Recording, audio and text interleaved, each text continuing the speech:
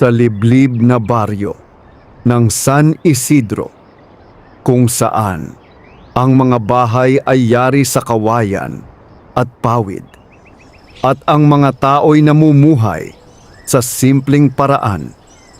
Naroon ang maliit na kubo ni na Aling Rosa at ng kanyang 16 na taong gulang na anak na si Lina. Halos nakadikit na sa lupa ang kanilang bahay sa katandaan nito. Tuwing umuulan, tumutulo ang bubong sa iba't ibang sulok, kaya't nagsasalo-salo ang mga palanggana at timba sa gitna ng sahig upang sumalo ng tubig ulan. Ngunit kahit ganoon, pilit pa ring pinananatili ni Aling Rosa ang kaunting kaayusan sa kanilang tahanan. Maaga siyang nabalo. Ang kanyang asawa na si Mang Felipe ay namatay matapos mahulog sa bangkang sinasakyan habang nangingisda sa kasagsagan ng bagyo. 5 taon na ang nakalilipas. Simula noon, si Aling Rosa na lamang ang kumayod upang maitawid ang kanilang pang-araw-araw na pangangailangan. Naglalaba siya sa bayan. Minsan, na may nagtitinda ng nilagang saba o kamote sa palengke. Kapag walang kita, namumulot siya ng kahoy sa gubat upang may maipanggatong at maipagbili. Si Lina naman ay tumigil muna sa pag-aaral matapos ang 3 taon sa high school dahil wala na silang perang pambayad ng matrikula at proyekto. Kahit masakit para sa kanya, tinanggap niya ang realidad ng kanilang buhay. Balang araw, makakapag-aral ka rin ulit, madalas sabihin ni Aling Rosa. Ngunit tuwing maririnig iyon ni Lina, napapangiti na lamang siya kahit alam niyang halos imposibleng mangyari.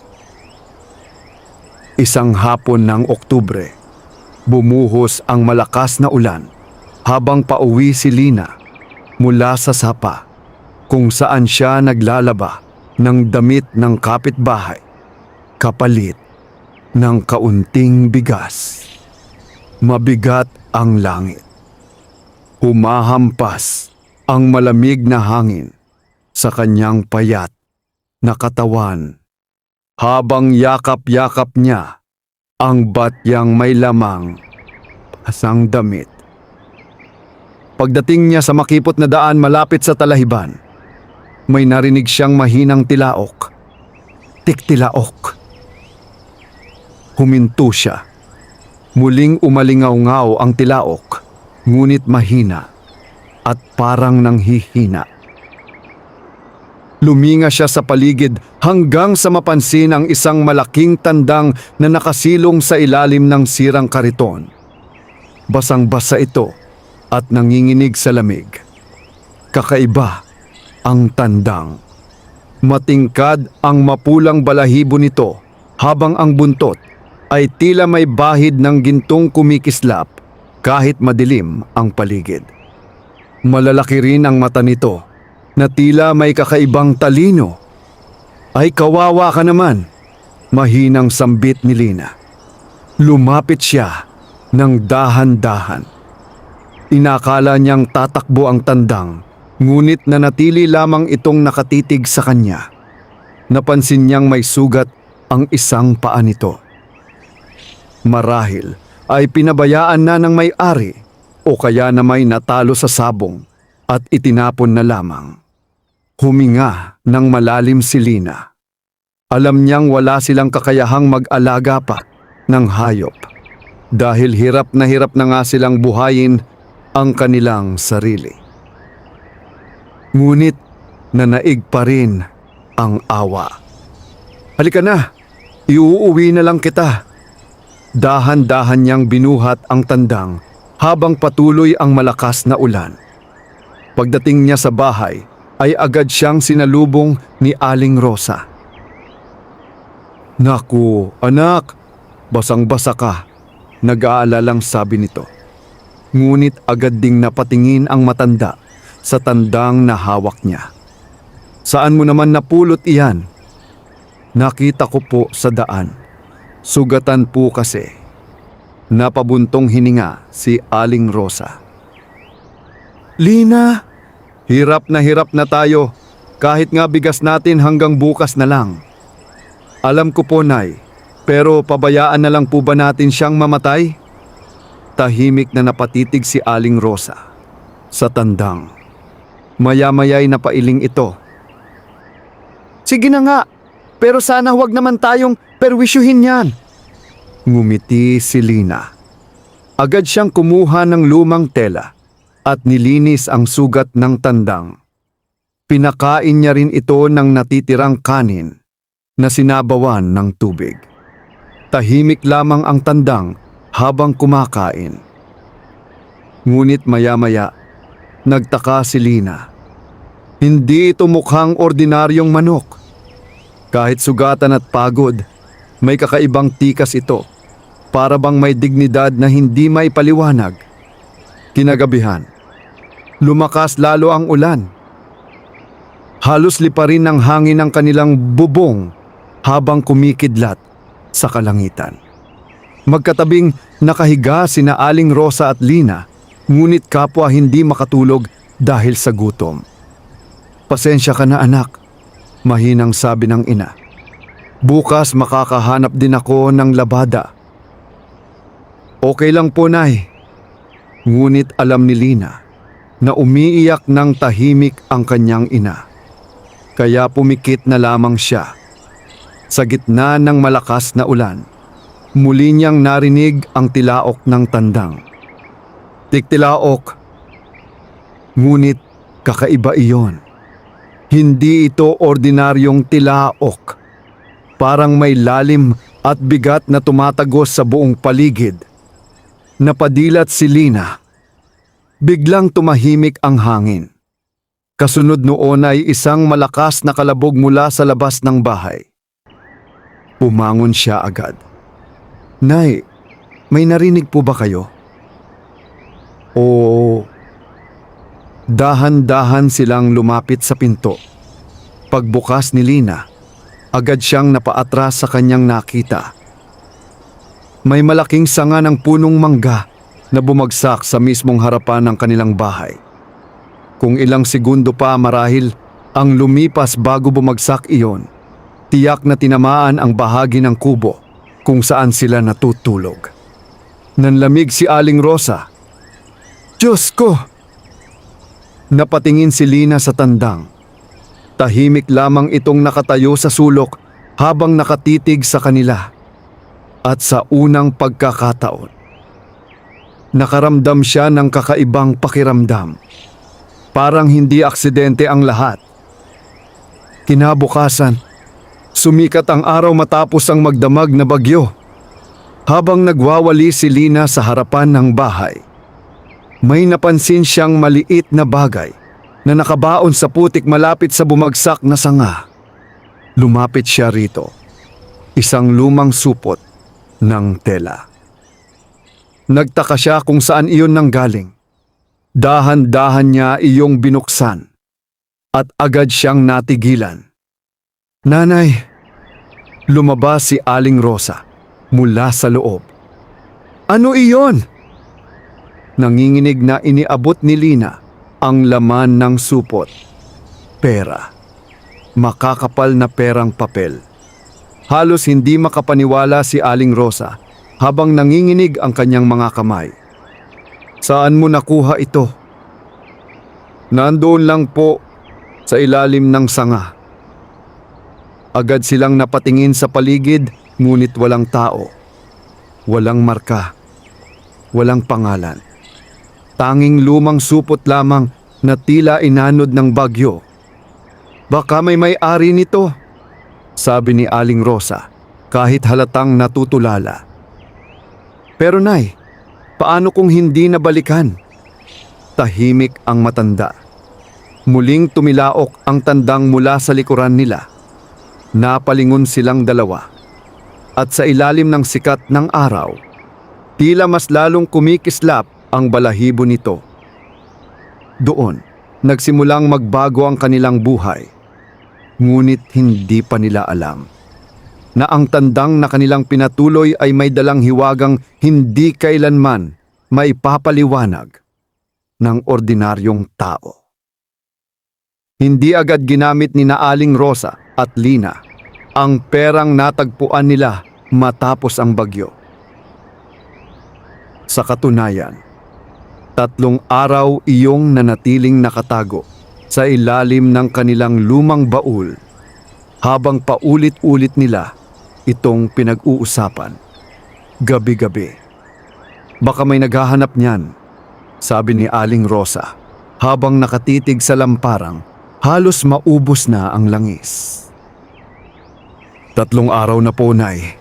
Wala naman pong nagtatanong sa baryo. Napabuntong hininga ang matanda. Hindi siya sanay humawak ng ganoong kalaking pera. Sa buong buhay niya, hindi pa siya nakakita ng ganoong halaga ng minsanan. Sa maliit nilang baryo, mabilis kumalat ang balita kapag may nawawala. Baka manok, kambing, o kahit simpleng itak lamang. Ngunit tungkol sa supot ng perang natagpuan nila, walang kahit anong usapan sa palengke o sa mga kapitbahay. Tahimik, parang walang nagmamay-ari. Nang ika-4 na araw, napagdesisyonan nilang gamitin ang maliit na bahagi nito. Bumili sila ng 1 kaban ng bigas, tuyo, delata, asukal, kape, at unang beses sa loob ng maraming buwan, nakapagluto si Aling Rosa ng totoong ulam na may karne. Habang kumakain sila ng gabing iyon, halos maiyak si Lina. Ngayon lamang ulit niya nakita ang kanyang ina na kumakain ng hindi nagtitipid. Hindi nito hinahati ang 1 pirasong tuyo para tumagal. Hindi rin ito umiinom lamang ng maraming tubig upang mabusog. Tahimik silang kumain. Ngunit maya-maya'y tumilaok ang tandang mula sa ilalim ng mesa. "Tiktilaok!" Napatingin si Lina rito at napangiti. Parang masaya rin siya. Siguro nararamdaman niyang hindi na tayo gaanong gutom, sagot ni Aling Rosa. Simula nang dumating ang tandang, tila unti-unting gumagaan ang kanilang buhay. Hindi man marangya, ngunit kahit paano'y nakakaraos na sila. Pinangalanan ni Lina ang tandang na pula dahil sa matingkad nitong balahibo. Ngunit kakaiba talaga si Pula. Hindi ito palaban tulad ng ordinaryong tandang sa baryo. Hindi rin ito gala. Madalas lamang itong nakasunod kay Lina saan man siya magpunta. Kapag nagsisibak siya ng kahoy, naroon ito. Kapag nagigib siya sa poso, nasa tabi rin niya ang tandang. At higit sa lahat, tila may kakaibang kutob ito sa panganib. Isang umaga, nagpasya si Lina na pumunta sa bayan upang bumili ng murang tela gamit ang natitirang pera. Plano niyang manahi ng mga basahan at punda upang maibenta sa palengke. Malayo ang bayan mula sa kanilang baryo. Kinakailangan niyang maglakad ng halos 1 oras sa masukal na daan. Bago siya umalis, biglang humarang si Pula sa kanyang daraanan. "Ano ba, Pula?" Hindi gumalaw ang tandang. Sa halip ay paulit-ulit itong tumilaok habang ikinakampay ang mga pakpak nito. Napakunot noo si Lina. "Parang ayaw mo akong paalisin." Maya-maya'y lumabas si Aling Rosa. "Anak, mamaya ka na umalis." "Bakit po?" "Parang sasama." ang panahon. Tumingala si Lina sa langit. Maaraw naman. Ngunit dahil na rin sa pagod, napagdesisyunan niyang maghintay muna. Pagkalipas lamang ng kalahating oras, biglang nagdilim ang kalangitan. Kasunod noon ang malakas na ulan at hangin. Maya-maya, may dumating na balita mula sa mga taga-kabilang baryo. May malaking puno raw na bumagsak sa daang papunta sa bayan. 2 tao ang nasugatan. Nanlamig si Lina. Iyon mismo ang daraanan niya kanina. Dahan-dahan siyang napatingin kay Pula na tahimik lamang na nagkukutkot sa lupa. Mula noon, nagsimula nang mabuo sa isip niya ang isang bagay na pilit niyang iniiwasang paniwalaan. Hindi ordinaryong tandang si Pula. Lumipas ang mga linggo. Unti-unting bumuti ang kanilang kalagayan. Nakabili sila ng bagong yero upang palitan ang sirang bubong. Nakapagtabi rin sila ng kaunting pera para sa pag-aaral ni Lina sakaling magbukas muli ang pasukan. Ngunit kasabay ng kanilang pag-angat ay ang pagsisimula ng mga matang naiinggit sa kanila. Isa na rito si Mang Isko. Isa siyang mayamang sabungero sa baryo na kilalang tuso at mapagmataas. Malaki ang bahay nito at may 12-dosenang panabong na manok. Ngunit sa kabila ng yaman, hindi ito marunong makontento. Isang hapon, nadaanan niya ang bahay ni na Aling Rosa habang sakay ng kanyang motorsiklo. Napansin agad niya si Pula na naglalakad sa bakuran. Bigla siyang huminto. Naningkit ang kanyang mga mata. Kakaibang tandang. Lumapit siya sa bakod. "Saan niyo nabili iyan?" tanong niya. Lumabas si Lina mula sa loob. "Napulot lang po namin." Hindi agad sumagot si Mang Isko. Titig na titig siya kay Pula. Bilang bihasang sabungero, alam niyang hindi pangkaraniwan ang katawan ng tandang. Matikas, malakas ang tindig, makintab ang balahibo, at kakaiba ang tingin ng mga mata. Magkano mang halaga ng manok, kayang tantyahin ni Mang Isko. At sa unang tingin pa lamang, pakiramdam niya ay malaking pera ang katapat ng tandang na iyon. "Ibenta niyo sa akin," diretsahan niyang sabi. Nagulat si Lina. Hindi po siya binebenta. 5,000. Nanlaki ang mata ni Lina. Napakalaking halaga noon para sa kanila. Ngunit bago pa siya makapagsalita, lumabas si Aling Rosa. "Pasensya na po, Mang Isko. Hindi po namin ibinebenta." Bahagyang nagbago ang ekspresyon ng lalaki. 10,000. Tahimik. Naramdaman ni Lina ang kaba. Sa totoo lang, sapat na ang halagang iyon upang mabago ang buhay nila kahit papaano. Ngunit hindi niya maipaliwanag kung bakit ayaw niyang pakawalan si Pula. Parang may kung anong nagsasabing mali iyon. "Hindi po talaga," matatag na sabi ni Aling Rosa. Natawa ng bahagya si Mang Isko, ngunit halatang hindi natuwa. "Sige, kapag nagbago isip nyo, sabihin nyo lang." Bago ito umalis, muli nitong tiningnan si Pula at sa unang pagkakataon, nagtilaok ang tandang ng malakas habang matalim na nakatingin kay Mang Isko. Parang babala. Kinagabihan, hindi mapakali si Lina. "Nanay, tama po ba ang ginawa natin?" Oo. Pero malaking pera na po iyon. Umiling si Aling Rosa. May mga bagay na hindi dapat ipinagpapalit basta-basta. Napatingin si Lina kay Pula na natutulog malapit sa kanilang pintuan. Hindi niya alam kung bakit, pero pakiramdam niya ay hindi lang simpleng hayop ang kanilang inalagaan.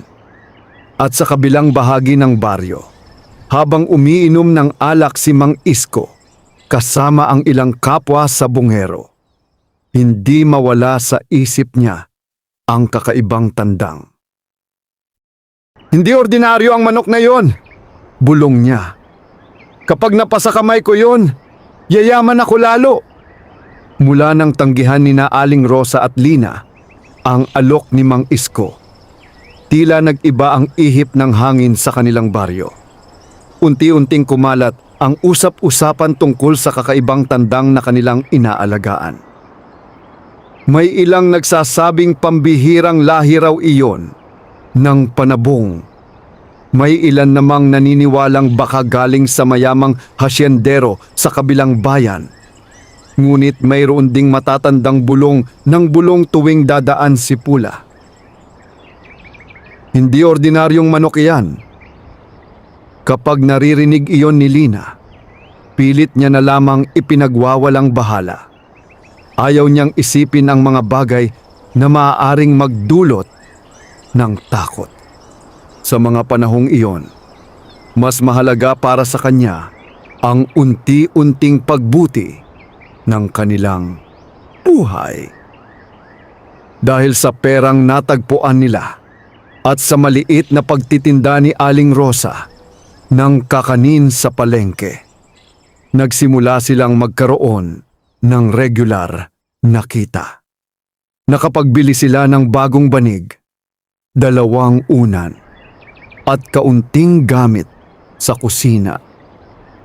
Maliliit na bagay lamang para sa iba, ngunit para kina Lina at Aling Rosa, pakiramdam nila'y muli silang binigyan ng dignidad ng buhay. Isang gabi, habang tahimik ang buong baryo, abala si Lina sa pananahi sa ilalim ng mahinang ilaw ng lampara. Nakaupo naman si Aling Rosa sa may bintana habang naghihimay ng dahon ng malunggay para sa kanilang paninda kinabukasan. Sa labas ay malamig ang hangin. Tahimik. Halos walang marinig kundi huni ng kuliglig. Ngunit maya-maya, napansin ni Lina na tila hindi mapakali si Pula. Paikot-ikot ito sa loob ng bahay habang mahina, ngunit sunod-sunod ang tilaok. Tiktilaok. Tiktilaok. Napatingin si Aling Rosa. Parang may nararamdaman na naman iyang tandang. Tumayo si Lina at lumapit kay Pula. Ano bang problema mo? Biglang tumigil ang tandang. Pagkatapos ay tumingin ito diretso sa pinto.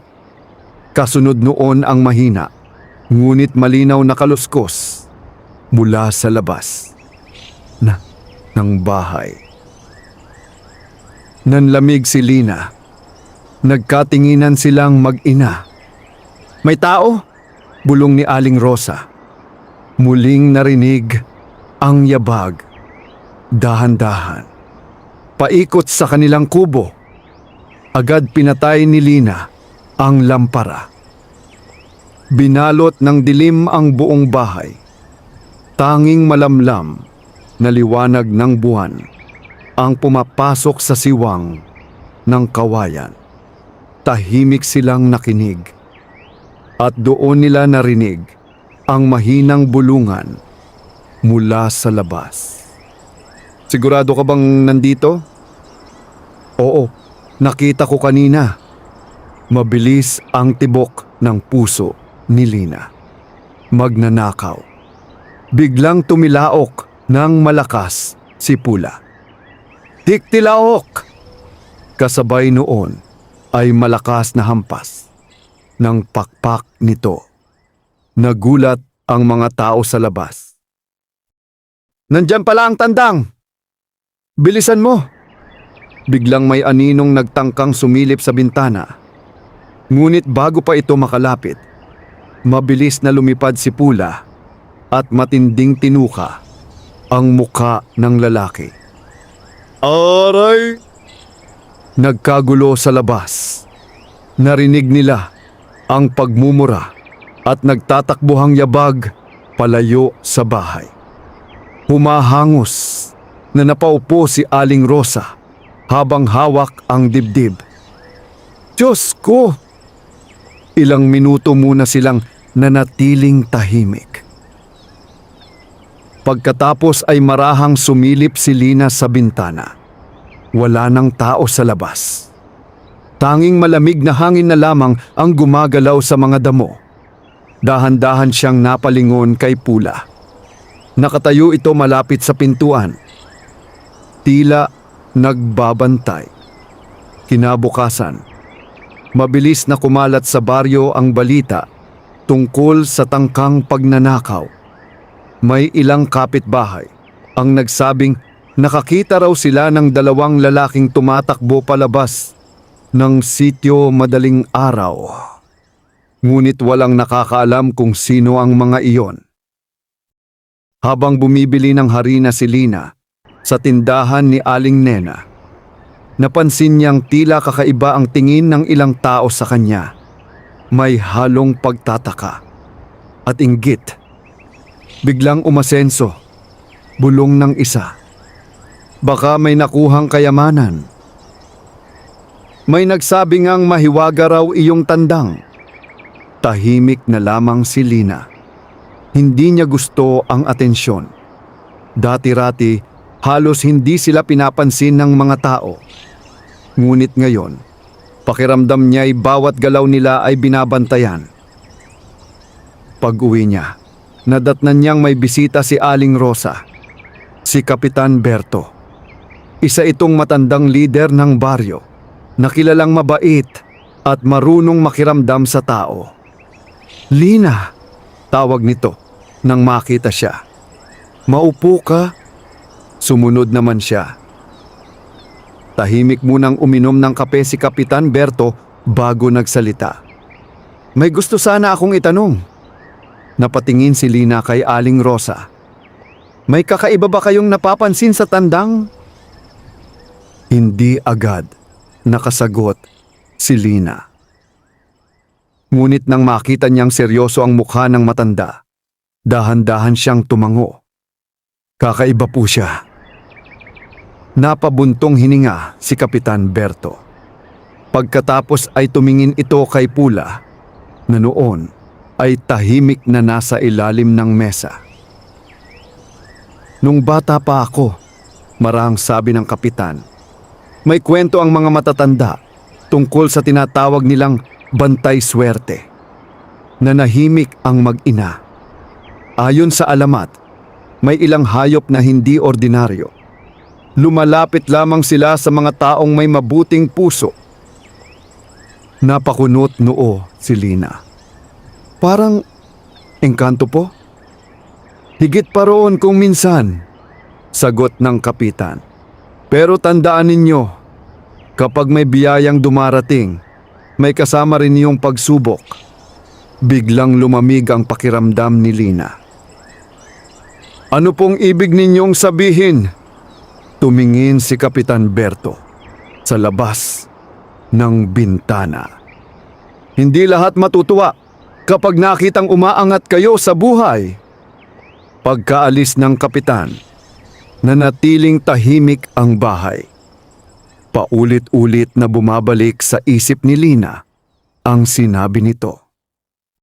Biyaya, pagsubok. Ng gabing iyon, muling hindi mapakali si Pula.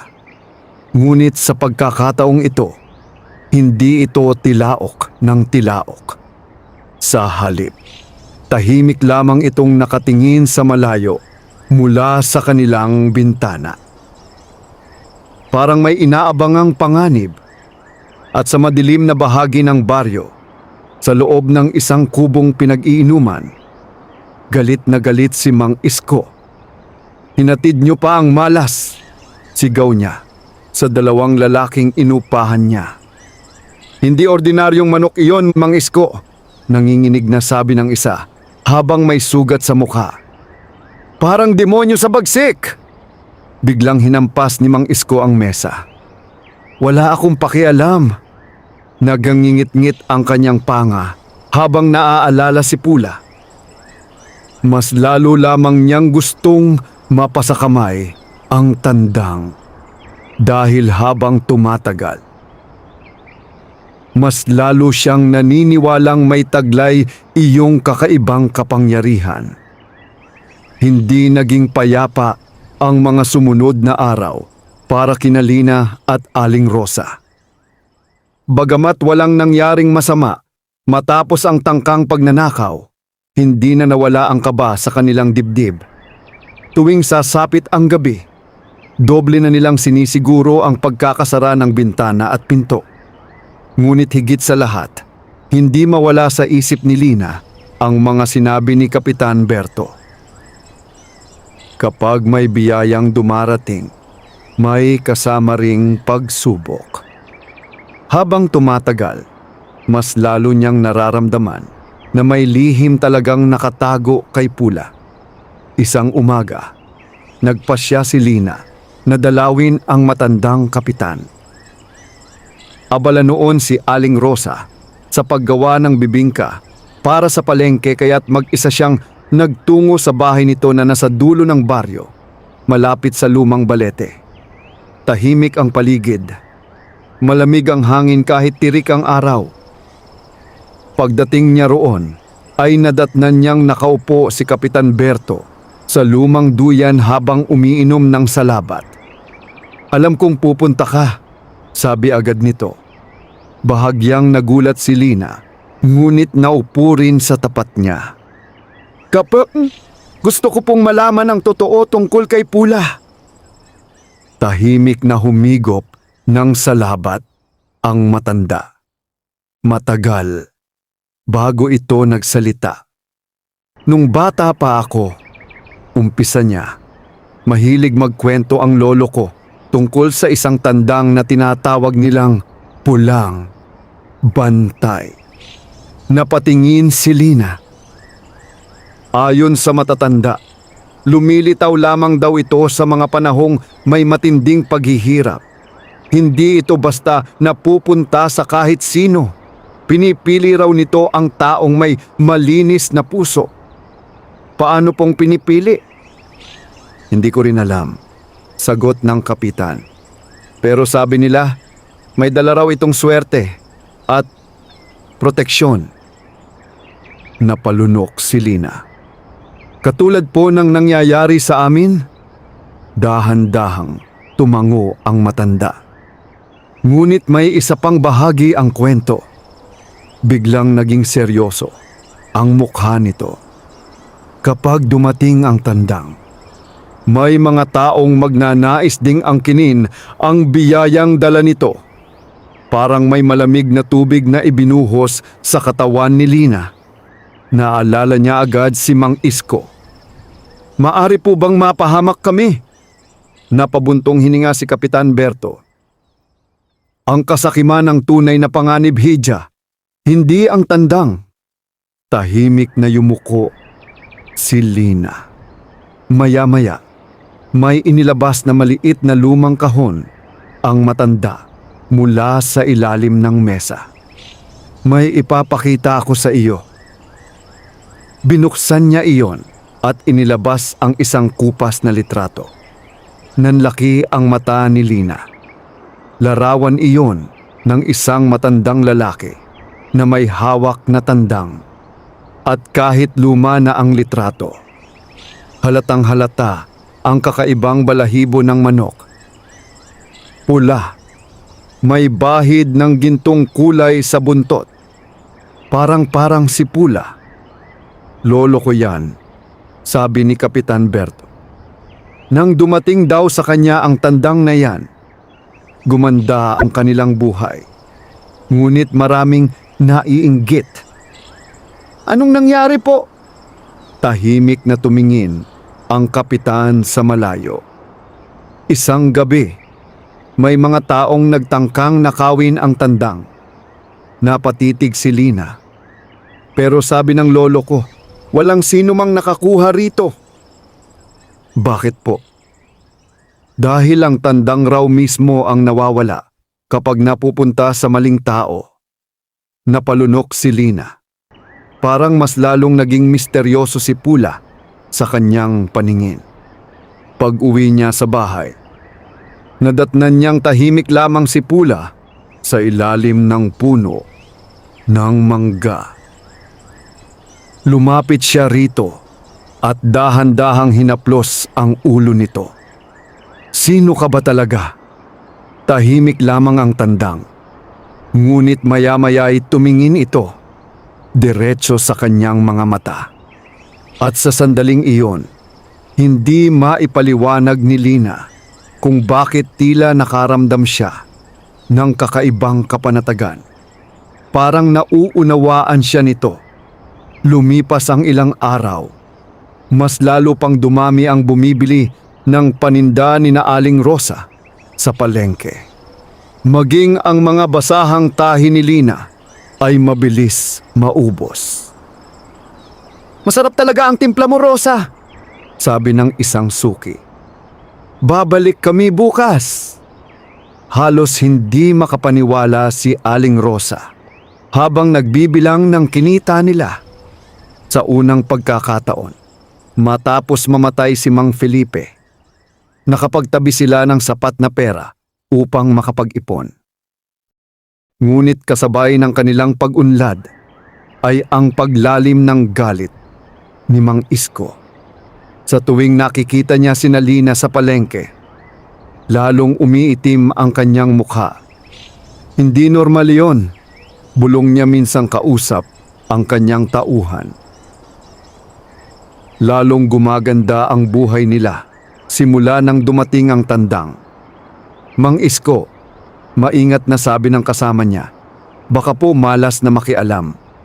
Bigla siyang napatingin dito ng masama. Malas? Ang malas ay para sa mahihina. Lumapit siya sa hawla ng kanyang pinakamahal na panabong at marahas na hinawakan iyon. Kapag nakuha ko ang tandang na yon, walang makakatapat sa akin. At doon, nagsimulang mabuo sa isip niya ang mas mapanganib na plano. Samantala, isang gabi, habang naghahapunan sina Lina at Aling Rosa, may narinig silang malakas na katok mula sa labas. Kumatok muli. Tok! Tok! Tok! Nagkatinginan silang mag-ina. Dahan-dahang lumapit si Lina sa pinto. Sino po iyon? Tubig. Matandang boses iyon. Pagbukas niya ng pinto, bumungad ang isang matandang babae na nakasuot ng lumang itim na saya. Basa ito sa ulan at may hawak na kahoy na tungkod. Pwede bang makahingi ng maiinom? Hindi nagdalawang isip si Lina. Pasok po kayo. Pinaupo nila ang matanda at binigyan ng mainit na sabaw. Tahimik lamang itong kumain habang nakamasid kay Pula. Maya-maya'y nagsalita ito. Matagal ko nang hinahanap ang tandang na yan. Nanlamig si Lina. Napatingin si Aling Rosa sa matanda. Sino po kayo? Ngumiti ng bahagya ang matanda. Isang taong maraming alam sa mga bagay na hindi kaya ipaliwanag ng ordinaryong mata. Mas lalong tumahimik ang bahay. Pagkatapos ay tumingin ang matanda kay Lina. Ingatan mo siya. Sino po ba talaga si Pula? Mahinang tanong ni Lina. Biglang lumakas ang ulan sa labas. At sa pagitan ng kulog at hangin, marahang nagsalita ang matanda. Ang tandang na yan, Hindi lamang tagapagdala ng swerte. Huminto siya. Pagkatapos ay dahan-dahang tumingin sa madilim na bahagi ng bahay. Tagapagbantay din siya laban sa paparating na dilim. Malalim na ang gabi, ngunit nananatiling gising si Lina matapos marinig ang sinabi ng matandang babae. Tagapagbantay din siya laban sa paparating na dilim. Paulit-ulit iyong umuukit sa kanyang isipan habang pinagmamasdan si Pula na tahimik na nakapuesto malapit sa pintuan. Pagkatapos uminom ng sabaw, agad ding umalis ang matanda kahit malakas pa ang ulan. Hindi nito sinabi ang pangalan niya. Hindi rin nito ipinaliwanag ng buo kung ano ang ibig sabihin ng mga babala nito. Bago ito tuluyang mawala sa dilim ng gabi, muli lamang itong lumingon kay Lina. Darating ang araw na susubukin ang puso mo. Kapag nangyari iyon, piliin mo kung ano ang tama, hindi kung ano ang madali. Pagkatapos noon ay naglaho na ito sa gitna ng ulan. Hindi na muling nakita pa. Kinabukasan, mabigat ang pakiramdam ni Lina. Habang nagtitinda sila ni Aling Rosa sa palengke, pakiramdam niya'y may mga matang lihim na nakamasid sa kanila. At hindi siya nagkamali. Mula sa di kalayuan, tahimik na nakaupo si Mang Isko habang naninigarilyo. Matalim ang tingin nito kay Pula na noon ay nasa ilalim ng kariton nila. Parang bantay na bantay ang tandang. Bulong ng isa nitong tauhan. Hindi sumagot si Mang Isko. Ngunit sa loob-loob niya, lalo lamang lumalakas ang pagnanasa niyang maagaw ang tandang. Pag-uwi nila ng hapong iyon, nadatnan nilang nakatayo si Kapitan Berto sa harap ng kanilang bahay. Mukhang balisa ito. Kap, pagtatakang tanong ni Aling Rosa. May gusto akong sabihin sa inyo. Agad silang pumasok sa loob. Tahimik munang naupo ang matanda bago nagsalita. May narinig akong usapan kagabi. Napatingin si Lina. Tungkol saan po? Tungkol kay Mang Isko. Biglang sumikip ang dibdib ni Lina. Ano pong plano niya? Napabuntong hininga si Kapitan Berto. Hindi ko alam ang buong detalye, pero may hinahanap siyang matandang albularyo sa kabilang baryo. Nagkatinginan sina Lina at Aling Rosa. Para saan po? Tungkol daw sa mga hayop na may kakaibang kapangyarihan. Parang biglang lumamig ang hangin sa loob ng bahay. Hindi na ordinaryong kasakiman ang nararamdaman ni Lina kay Mang Isko. Parang may mas mabigat na intensyon na itong binubuo. Maya-maya'y tumayo si Kapitan Berto. May isa pa akong sasabihin. Lumapit ito sa bintana at tumingin sa malayong bahagi ng baryo. May lumang balete sa likod ng bukirin ng mga De La Cruz. Alam niyo iyon? Opo, sagot ni Lina. Doon raw madalas nagpupunta ang lolo ko noon kapag nawawala ang pulang bantay. Napakunot noo si Lina. Ano pong meron doon? Hindi ko alam, sagot ng kapitan. Pero sabi niya, may lihim daw na konektado sa tandang. Tahimik na napaisip si Lina. Nang gabing iyon, hindi siya agad nakatulog. Habang mahimbing nang natutulog si Aling Rosa, tahimik siyang bumangon. Napatingin siya kay Pula. Samahan mo ako. Parang nauunawaan siya ng tandang dahil agad itong tumayo. Tahimik silang lumabas ng bahay. Malamig ang hangin ng gabi habang naglalakad sila papunta sa likod ng bukirin. Tanging liwanag ng buwan ang nagsisilbing gabay nila sa madilim na daan. Habang papalapit sila sa lumang balete, lalong bumibigat ang pakiramdam ni Lina. Napakalaki ng puno. Halos yakapin ng mga ugat nito ang lupa habang ang mga sangay tila mga kamay na nakaunat sa dilim. Huminto si Pula. Bigla itong tumilaok ng mahina. Tiktilaok. Kasunod noon ay malakas na ihip ng hangin. Napatingin si Linas sa paligid at doon niya napansin ang kakaiba. May maliit na bahagi ng lupa sa ilalim ng puno na tila bagong hukay. Dahan-dahan siyang lumapit. Kinabahan siya, ngunit nanaig ang kanyang kuryosidad. Gamit ang isang tuyong sanga, marahan niyang hinukay ang lupa. Ilang sandali pa'y may tumamang matigas sa dulo ng kahoy. Nanlaki ang kanyang mata. Lumuhod siya at mabilis na hinawi ang lupa gamit ang kamay. Isang maliit na kahon na yari sa kahoy ang unti-unting lumitaw. Lumakas ang tibok ng puso niya. Maingat niya iyong binuksan. Sa loob ay may lumang tela. At nakabalot dito ang isang maliit na gintong anting-anting na hugis tandang.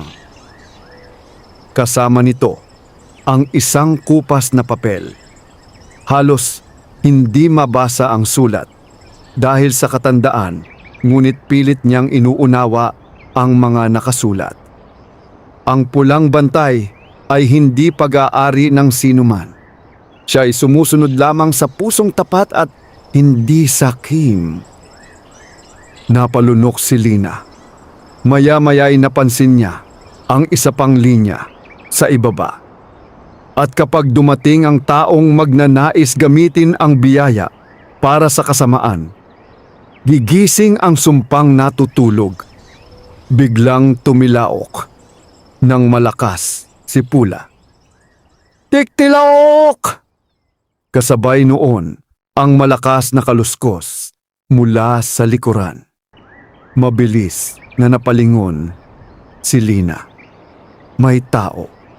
At bago pa siya makagalaw, may isang kamay ang marahas na humablot sa kanyang balikat. Anong nakita mo? Malamig na boses ang sumingit sa dilim. Nanlaki ang mata ni Lina, si Mang Isko. At sa likuran nito ay dalawa pang lalaki na may dalang itak. Nanigas si Lina sa kinatatayuan habang mahigpit na hawak ni Mang Isko ang kanyang balikat. Malamlam ang liwanag ng buwan, ngunit sapat upang makita niya ang malamig na tingin ng lalaki. Sa likuran nito ay nakatayo ang dalawang tauhan na parehong may hawak na itak. Humigpit ang hawak ni Lina sa maliit na kahon. Anong ginagawa mo rito? Mababang tanong ni Mang Isko. Hindi agad nakasagot si Lina. Nararamdaman niyang mabilis ang tibok ng kanyang puso habang si Pula naman ay nakatayo sa pagitan nila. Nakataas ang mga balahibo at tila handang sumugod anumang oras. Sumagot ka, madiing sabi ni Mang Isko. Naglalakad lang po ako, pilit na sagot ni Lina. Ngunit agad napatingin ng lalaki sa kahong hawak niya. At ano yan? Tahimik si Lina. Biglang ngumisi si Mang Isko. Kaya pala, dahan-dahan itong lumapit. May sikreto nga ang tandang na yan. Mabilis na itinago ni Lina sa likod niya ang kahon. Wala po itong kinalaman sa inyo. Biglang tumigas ang mukha ni Mang Isko. Lahat ng may halaga sa baryong ito ay may kinalaman sa akin. Lumakas ang hangin. Nagsimulang gumalaw ang mga sanga ng balete na tila may sariling buhay. Muling tumilaok si Pula. Ngunit sa pagkakataong iyon, kakaiba ang tilaok nito. Mas malalim, mas mabigat, at tila umalingaw-ngaw sa buong paligid. Biglang nagkatinginan ang dalawang tauhan ni Mang Isko. "Mang Isko, umalis na tayo!" kabadong sabi ng isa. "Tumahimik ka!"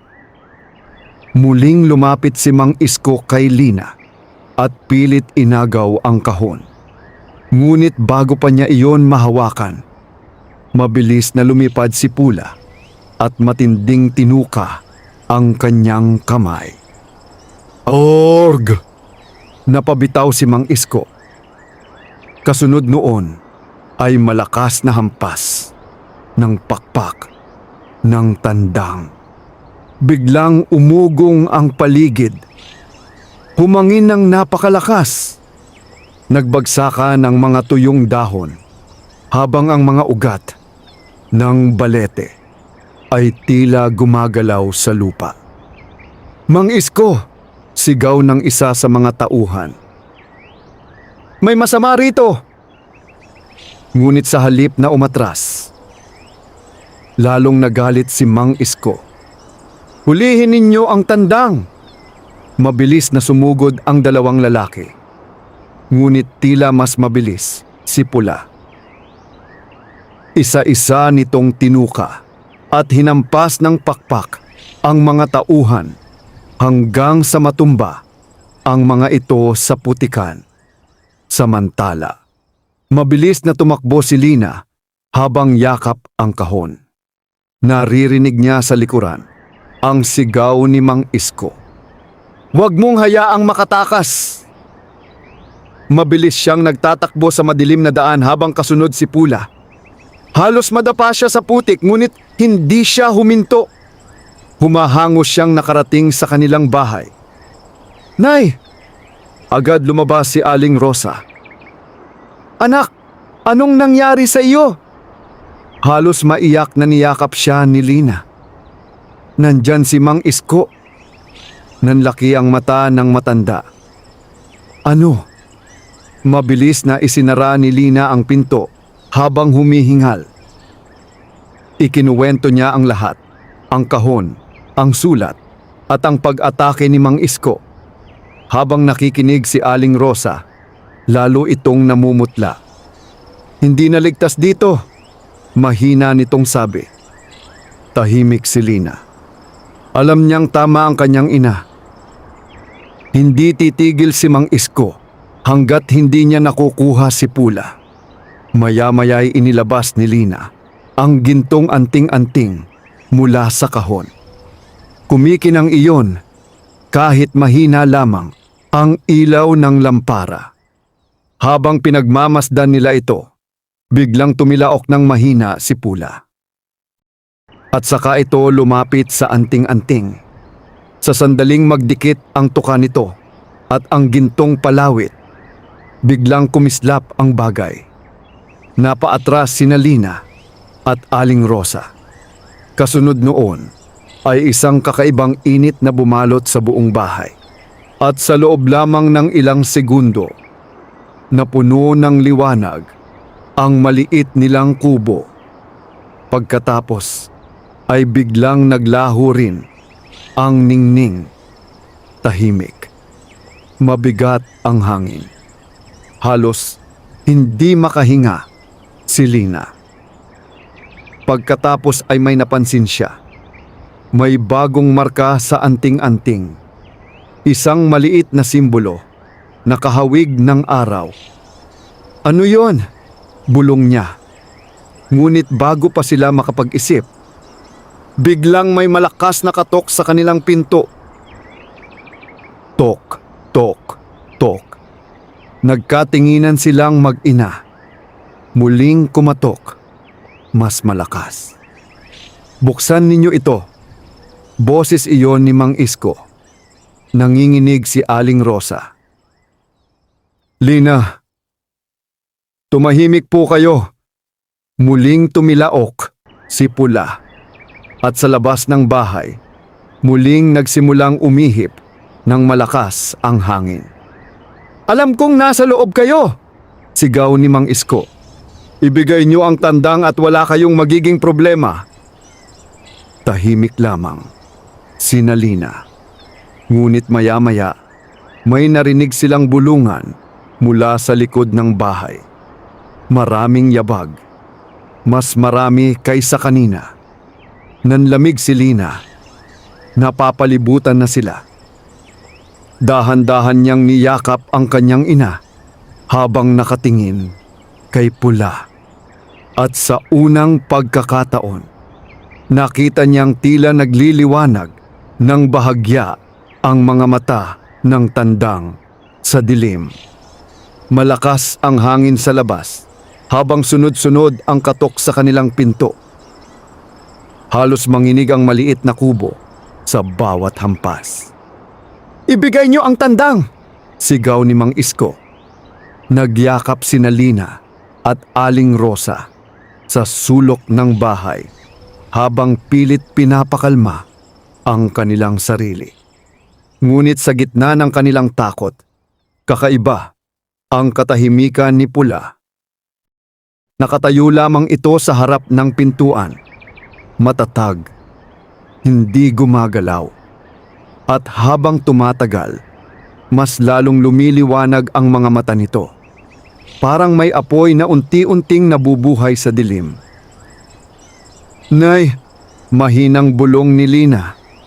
Napapikit si Aling Rosa habang taimtim na nagdarasal. Biglang may malakas na sipa sa pinto. Bumigay ang isa sa mga kawayan. Kasunod noon, ang tawanan ng mga lalaki sa labas. Kaunting tulak pa. Bilisan ninyo. Mabilis na humigpit ang hawak ni Lina sa gintong anting-anting. At sa mismong sandaling iyon, biglang tumilaok si Pula ng napakalakas. Tiktilaok! Kasabay noon, ang isang nakakasilaw na liwanag na kumalat sa buong bahay. Napapikit sina Lina at Aling Rosa. Sa labas, nagsigawan ang mga lalaki. Ano yon? Mga mata ko! Muling umugong ang malakas na hangin. At kasabay ng tilaok ni Pula, biglang kumulog kahit maliwanag ang buwan sa kalangitan. Pagmulat ni Lina, nanlaki ang kanyang mata. Hindi na ordinaryong tandang ang nasa harapan nila. Ang mga balahibo ni Pula ay tila nagliliyab sa ginintuang liwanag habang ang buntot nito'y kumikislap na parang apoy. Mas matikas ito ngayon, mas malaki, at ang buong bahay ay tila nababalot ng kakaibang enerhiya. Halos mawalan ng hininga si Lina. Ano ka ba talaga? Bulong niya.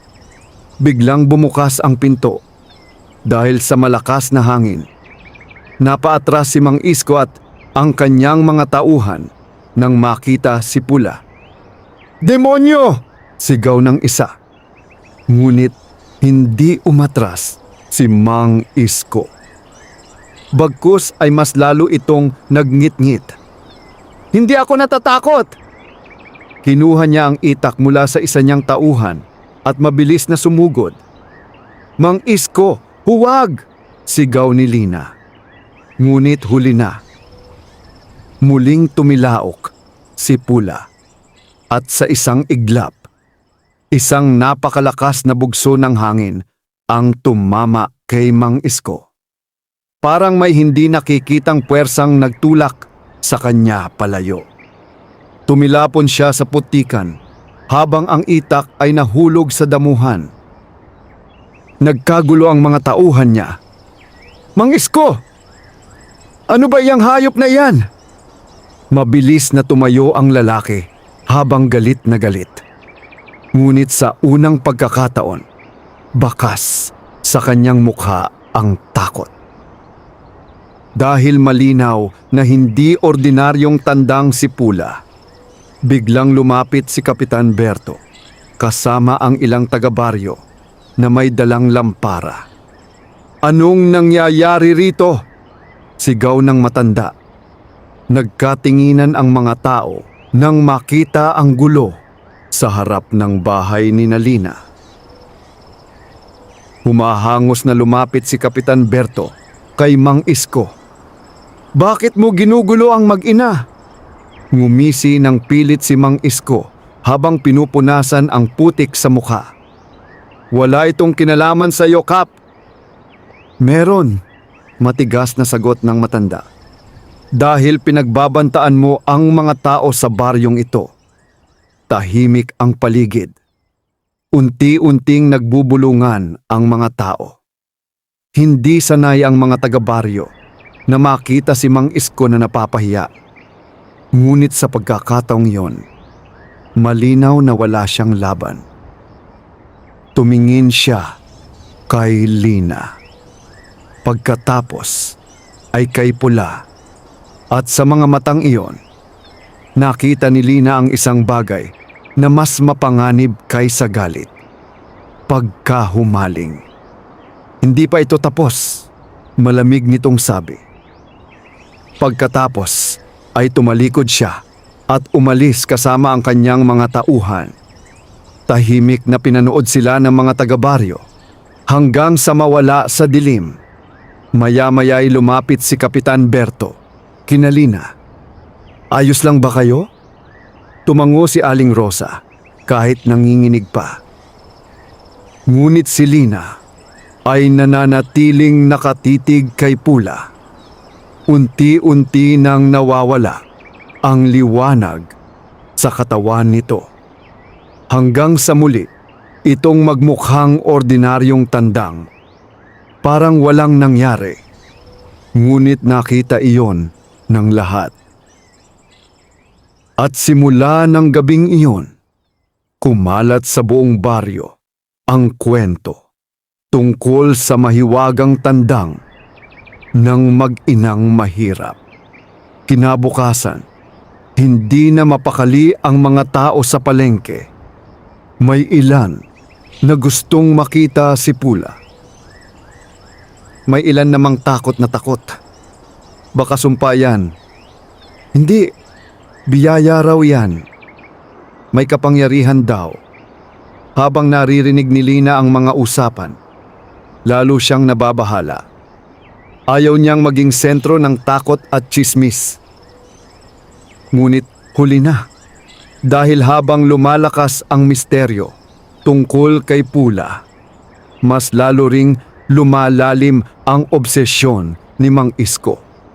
At sa madilim nitong silid, habang nakaupo mag-isa at nakatitig sa isang lumang bote ng alak, may dumating na bisita. Isang matandang lalaki na nakasuot ng itim.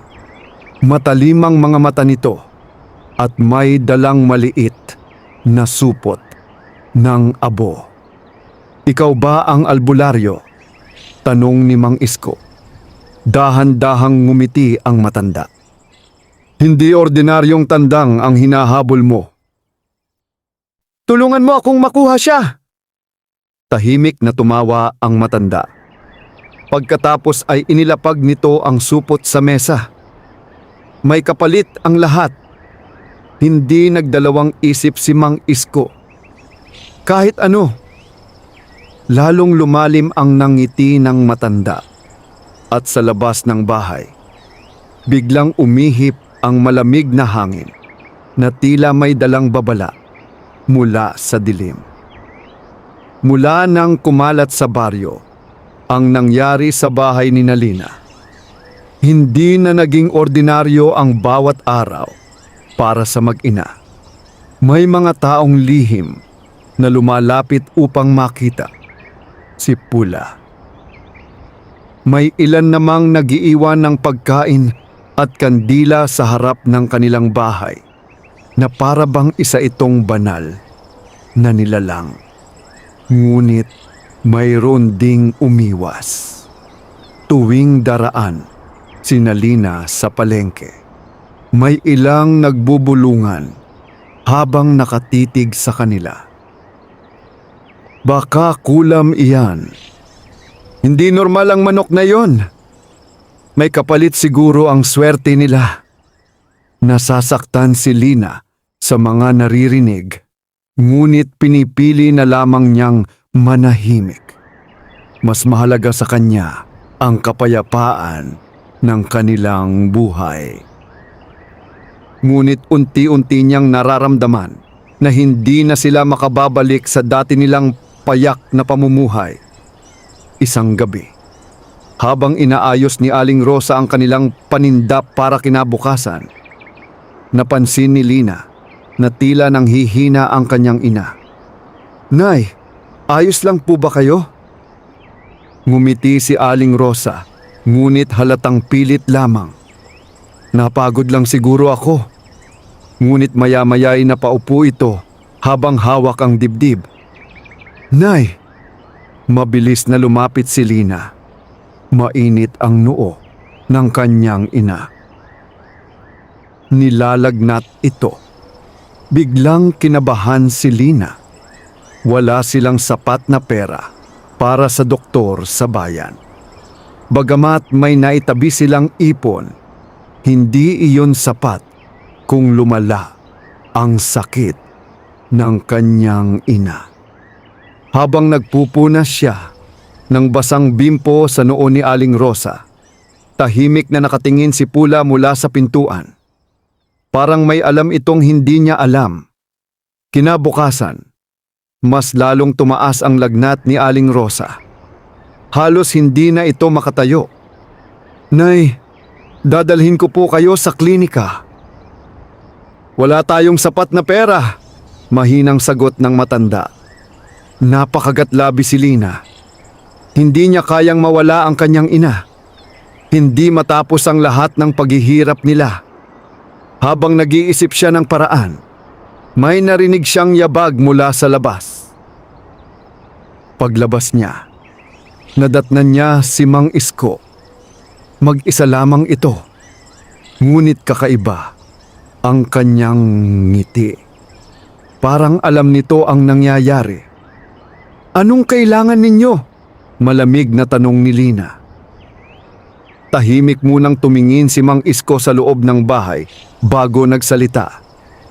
"Nabalitaan kong may sakit ang nanay mo." Hindi sumagot si Lina. "Pwede kitang tulungan." Napakunot noo siya. "Bakit?" Dahan-dahang ngumiti ang lalaki. "Ibigay mo sa akin ang tandang." Parang biglang kumulo ang dugo ni Lina. "Hindi. Ako na ang bahala sa pagpapagamot ng nanay mo." Pagpapatuloy ni Mang Isko. "Doktor, gamot, kahit magkano." Napatingin si Lina sa loob ng bahay. Naririnig niya ang mahinang pag-ubo ng kanyang ina. At sa unang pagkakataon, natukso siyang pumayag. Napansin iyon ni Mang Isko, kaya lalo itong lumapit. "Isang tandang lang kapalit ng buhay ng nanay mo." Nanginginig ang mga kamay ni Lina. Biglang tumilaok ng mahina si Pula mula sa loob ng bahay. Napalingon siya rito. Tahimik lamang ang tandang, ngunit tila diretso itong nakatingin sa kanya. Parang may hinihintay na desisyon. "Mabuti pang isipin mo ng mabuti," dagdag ni Mang Isko. "Hindi mo maililigtas ang nanay mo gamit ang himala." Pagkatapos noon, ay iniwan siya nito. Tahimik na napaupo si Lina sa may hagdanan. Pakiramdam niya'y pinipiga ang kanyang dibdib. Hindi niya alam kung ano ang tamang gawin. Sa unang pagkakataon mula nang dumating si Pula sa kanilang buhay, nakaramdam siya ng pagdududa. Paano kung tama si Mang Isko? Paano kung kailangan niyang isuko si Pula upang mailigtas ang kanyang ina? Kinagabihan, malakas ang ulan. Tahimik na nakahiga si Aling Rosa habang nilalagnat. Hindi mapigilan ni Lina ang kanyang pag-iyak habang pinapalitan ang bimpo sa noo nito. "Anak, Mahinang tawag ng kanyang ina. Bakit po? Wala kang gagawing masama dahil lang sa takot. Napahikbi si Lina. Pero Nay, paano po kayo? Ngumiti ng mahina si Aling Rosa. Mas gugustuhin kong maghirap kaysa mawalan ka ng mabuting puso. Tuluyang napaiyak si Lina at sa gitna ng kanyang pagluha, dahan-dahang lumapit si Pula. Tumabi ito kay Aling Rosa. Pagkatapos ay marahang ipinatong ang ulo nito sa kamay ng matanda. Biglang kumislap ng bahagya ang gintong anting-anting na nasa bulsa ni Lina. Kasunod noon ay kakaibang init na bumalot sa loob ng bahay. Napatingin si Lina kay Pula. Muling nagliwanag ng mahina ang mga mata nito. At sa unang pagkakataon, nakita niyang tila may mumunting gintong liwanag na unti-unting dumadaloy mula kay Pula patungo sa kanyang ina. Napahinto siya sa paghinga. Hindi siya makapaniwala sa kanyang nakikita. Ilang sandali pa'y unti-unting naging maayos ang paghinga ni Aling Rosa. Nawala ang panginginig nito at dahan-dahang bumukas ang mga mata ng matanda. Lina. Napaatras si Lina habang nangingilid ang luha. Nay, okay na po ba kayo? Hinawakan ni Aling Rosa ang kanyang noo. Parang gumaan pakiramdam ko. Napatingin silang dalawa kay Pula. Tahimik lamang itong bumalik sa sulok ng bahay at ipinikit ang mga mata. Ngunit halatang nanghina ito. Parang may malaking enerhiyang nawala rito. Lumapit si Lina at dahan-dahang hinaplos ang balahibo nito. Maraming salamat. Ngunit habang nakatingin siya kay Pula, bigla siyang kinabahan. Dahil ngayon ay malinaw na sa kanya. Hindi lamang swerte ang kayang ibigay ng mahiwagang tandang. May kapangyarihan itong higit pa sa kanyang inaakala. At habang lumalalim ang misteryong bumabalot kay Pula, mas lalo ring magiging mapanganib ang mga taong magnanais na maagaw ito. Mabilis na kumalat sa baryo ang balitang biglang gumaling si Aling Rosa. Kahapon lamang ay halos hindi na ito makatayo dahil sa mataas na lagnat. Ngunit kinabukasan ay nakakapagluto na muli ito ng lugaw at nakakapaglinis ng bahay. Parang himala, sabi ng mga kapitbahay. Ngunit para kay Lina, alam niyang hindi iyon basta himala lamang. Nakita niya mismo ang nangyari noong gabing iyon. Nakita niya kung paano nagliwanag si Pula. Kung paano tila ibinahagi nito ang lakas nito upang mailigtas ang kanyang ina. Mula noon, mas naging maingat siya sa pag-aalaga sa tandang. Hindi na niya ito halos iniiwan mag-isa. Ngunit habang lalo niyang pinoprotektahan si Pula, lalo rin siyang kinakabahan.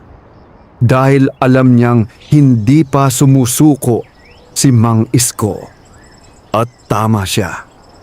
Sa kabilang bahagi ng baryo, sa loob ng madilim na kubo na pinagtataguan ng matandang albularyo, tahimik na nakaupo si Mang Isko habang pinagmamasdan ang isang mangkok na may lamang itim na tubig. Unti-unting gumagalaw ang tubig na tila may ipinapakitang larawan. At sa loob noon ay makikita si Pula. Malakas talaga! Bulong ng albularyo. Matalim ang tingin nito habang hinahalo ang abo sa mangkok. Hindi ordinaryong bantay ang tandang na yan. Mas lalo ko siyang kailangan, sagot ni Mang Isko. Ngumisi ng bahagya ang matanda. Hindi mo siya makukuha gamit ang dahas. Kung ganun paano? Tahimik munang tumingin ang albularyo sa apoy. Pagkatapos ay marahang nagsalita. May paraan upang mapahina ang isang bantay. Napatingin agad si Mang Isko. Ano yon? Takot. Naningkit ang mga mata ng lalaki. Kapag natakot ang may-ari, humihina ang ugnayan nila. Tahimik na napaisip si Mang Isko. Pagkatapos ay dahan-dahang ngumiti. At sa ngiting iyon, naramdaman ng matandang albularyo ang lalim ng kasakiman sa puso nito. Samantala, isang hapon habang namimitas ng dahon ng saging silina sa likod ng kanilang bahay, may napansin siyang kakaiba. Tahimik ang paligid. Masyadong tahimik. Walang huni ng ibon. Walang kuliglig. At si Pula, na karaniwang nakasunod sa kanya, ay biglang tumigil sa paglalakad. Nakatitig ito sa direksyon ng kagubatan. Nanindig ang balahibo nito. Ano na naman? Bulong ni Lina. Biglang tumilaok si Pula ng malakas. Kasunod noon ay mabilis itong tumakbo papunta sa kakahuyan. Pula. Agad siyang sumunod. Mabilis silang pumasok sa makapal na bahagi ng gubat kung saan bihirang magpunta ang mga tao. Habang tumatakbo siya, napapansin niyang lalong lumalamig ang paligid hanggang sa makarating sila sa isang maliit na bahagi ng kagubatan na tila tuyot at patay ang mga halaman. Huminto si Pula at doon nakita ni Lina ang nakakapangilabot na tanawin. May nakabaon sa lupa na maliit na manikang yari sa putik at tela. Nakapalibot dito ang mga tuyong dugo ng manok at itim na kandila. Nanlamig si Lina. Ano ito? Biglang umihip ang malamig na hangin. At kasabay noon ay narinig niya ang mahinang bulong. Hindi niya maintindihan ang salita ngunit sapat iyon upang manginig ang kanyang katawan. Biglang tumilaok si Pula. Pagkatapos ay mabilis nitong tinuka ang manika. Kasabay noon ay malakas na hangin ang umikot sa paligid. Namatay ang mga kandila at ang manika ay biglang nagliyab ng kusa. Napaatras si Lina sa takot. Pagkatapos ng ilang segundo, abo na lamang ang natira. Tahimik. Ngunit mabigat pa rin ang pakiramdam ng paligid. Maya-maya'y may narinig siyang yabag mula sa likuran. Mabilis siyang napalingon. Si Kapitan Berto. Humahangos itong lumapit. Lina! Ayos ka lang ba? Opo. Pero ano po iyon? Pagkakita ng matanda sa abo sa lupa, agad itong namutla. Diyos ko! Ano po ba talaga yon? Napabuntong hininga si Kapitan Berto. Mukhang may gumagamit na ng kulam laban sa inyo. Parang huminto ang mundo ni Lina. Kulam? May gustong pahinain si Pula. Napatingin siya sa tandang. Tahimik lamang ito ngunit halatang alerto. Si Mang Isko, mahina niyang sabi. Hindi sumagot ang kapitan, ngunit malinaw sa mukha nito ang pag-aalala. Lina, seryoso nitong sabi. Simula ngayon, huwag mo nang hayaang mapalayo sa iyo si Pula.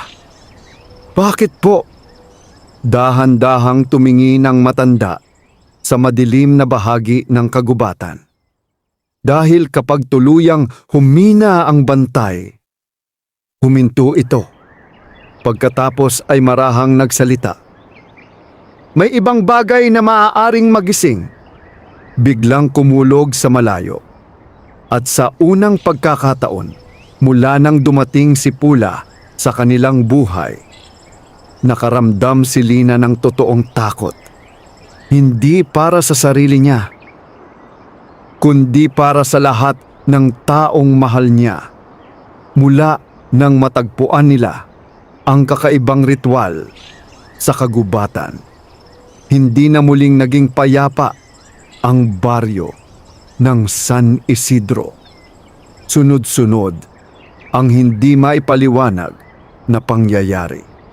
May mga hayop na natatagpuang patay sa umaga.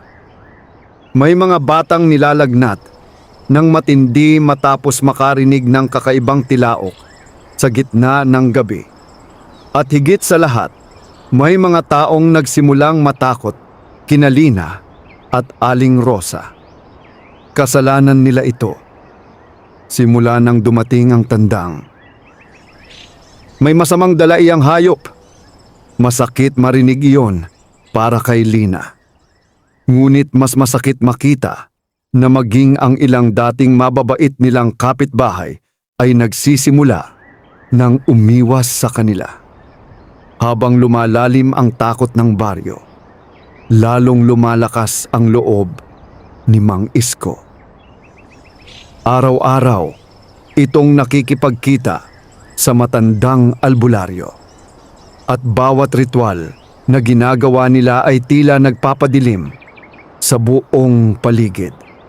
Maging ang hangin sa baryo ay nagiging malamig kahit tirik ang araw.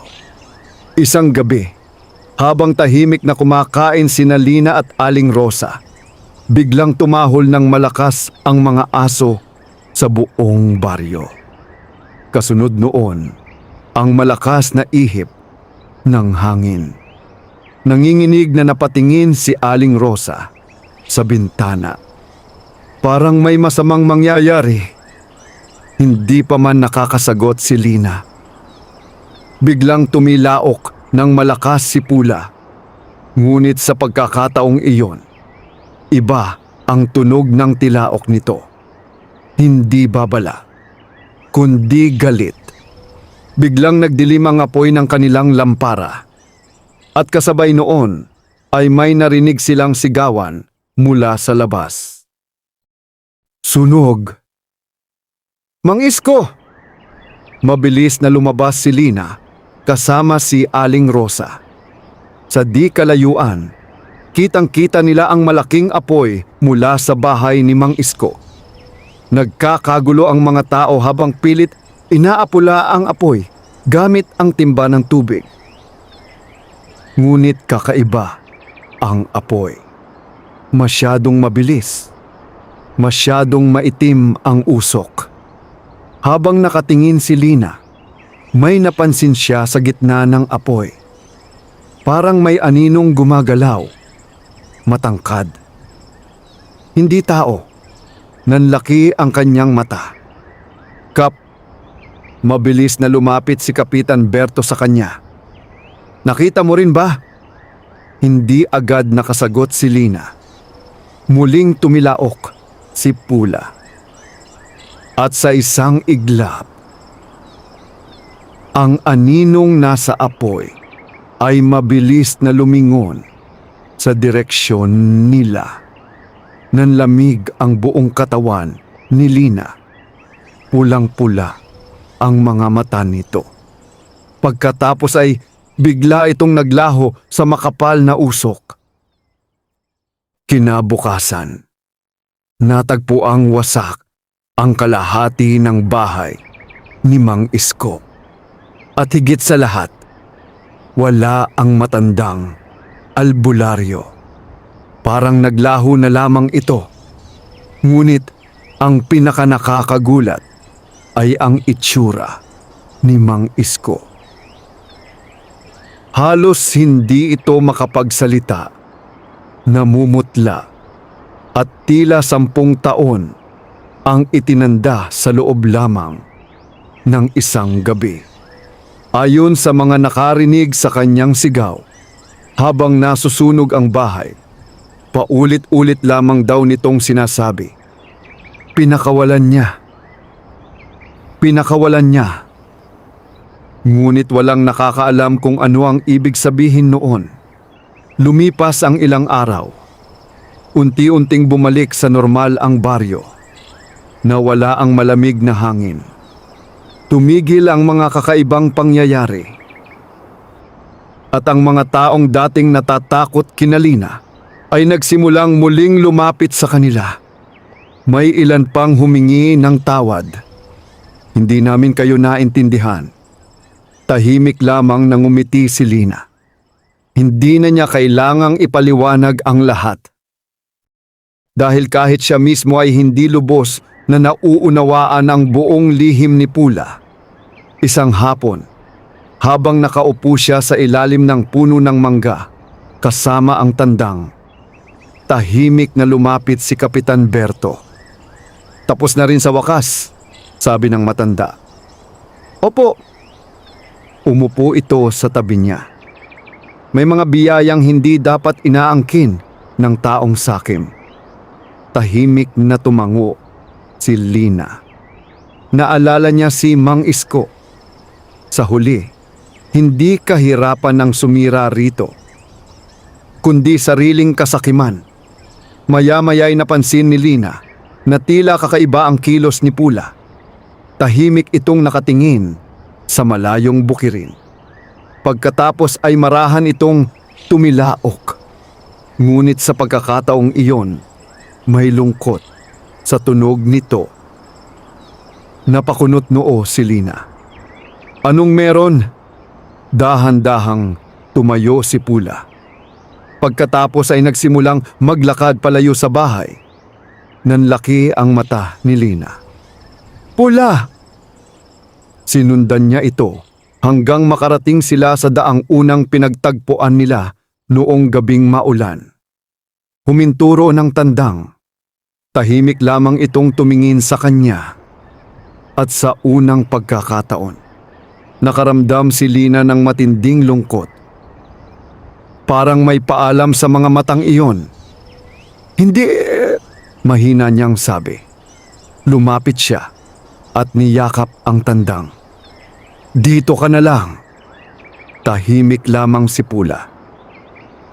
Maya-maya'y muling kumislap ng bahagya ang mga balahibo nito sa ilalim ng sikat ng papalubog na araw. At kasabay ng malamig na hangin, unti-unti itong umatras. Hanggang sa tuluyan itong maglakad papunta sa ginintuang bukirin. "Pula!" sigaw ni Lina habang umiiyak. Ngunit hindi na ito lumingon pa. Patuloy lamang ito sa paglalakad hanggang sa tuluyan itong mawala sa malayong liwanag ng dapit hapon. Tahimik na napaupo si Lina sa damuhan habang pumapatak ang kanyang mga luha. Ngunit kahit masakit ang pagkawala ni Pula, may kakaibang kapayapaan siyang naramdaman sa kanyang puso dahil alam niyang natapos na ang dahilan ng pagdating nito sa kanilang buhay. Lumipas ang maraming buwan.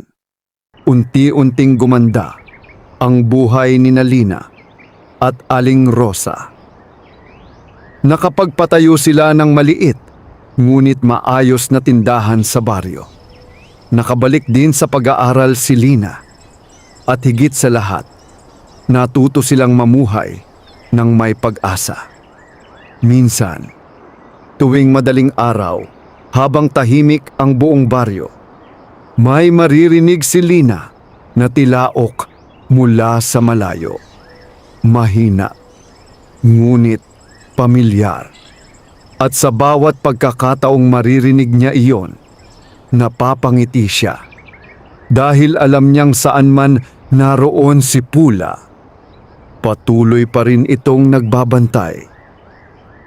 Ang tunay na biyaya ay hindi nasusukat sa kayamanan o kapangyarihan, kundi sa kabutihan ng puso.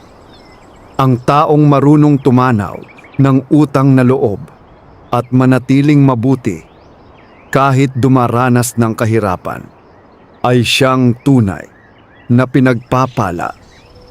Ngunit ang kasakiman at pagnanais na angkinin ang hindi para sa atin ay maaaring magdala ng kapahamakan. Wakas.